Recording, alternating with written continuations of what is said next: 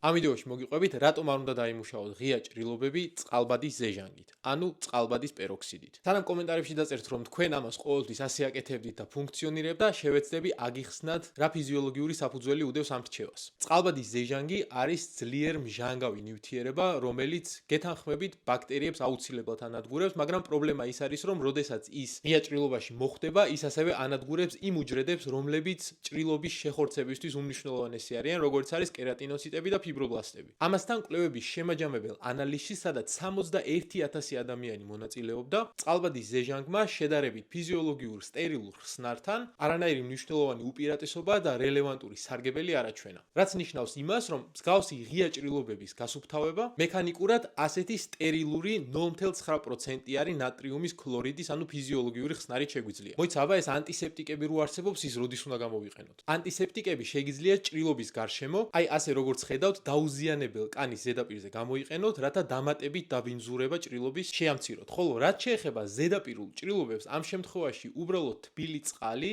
და საპონი ასევე ეფექტური მეთოდია. იმისთვის კი რა გვჭირდება და როგორ უნდა დავამუშავოთ მაგალითად ჭრილობები პირველადი დახმარების დროს, აი ეს ვიდეო დაიდო უკვე YouTube-ზე, სადაც დეტალურად აგიხსნით, რა უნდა გქონდეთ პირველადი დახმარების ჩანთაში, როგორც საბაზისო ატრიბუტიკა სახლში ან მანქანაში და რაც თავარია, როგორ უნდა გამოიყენოთ და რა დროს ეს ატრიბუტები. ამიტომ გადადით ჩემს YouTube არხზე, უყურეთ ვიდეოს და გამოიწერეთ არხი, რათა მოხვდეთ იმ ადამიანებში, რომლებიც საჩუქრად მიიღებენ ჩემგან აი ამ პირველადი დახმარების ჩანთას.